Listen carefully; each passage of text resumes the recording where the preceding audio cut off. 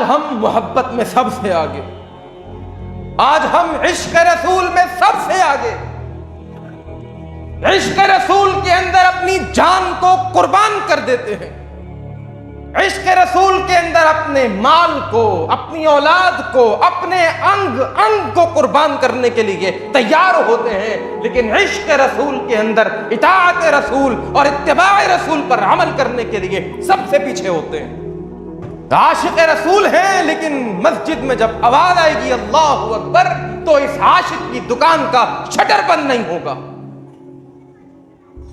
محب رسول ہیں، لیکن جب والدین کے ساتھ فرما برداری کا وقت آئے گا تو اس کی زبان بند نہیں ہوگی۔ عاشق رسول ہیں، محب رسول ہیں،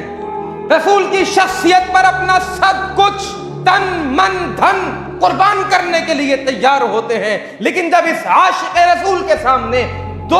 راستے آتے ہیں، دو راستے، ایک راستہ صحیح ہوتا ہے، ایک راستہ غلط ہوتا ہے، ایک حرام کا راستہ ہوتا ہے، ایک حلال کا راستہ ہوتا ہے، ایک سود کا راستہ ہوتا ہے، ایک صدقے کا راستہ ہوتا ہے، یہ عاشق رسول اپنے ان چند ٹکوں کے خاطر اس سود کے اندر ملوث ہو جاتا ہے۔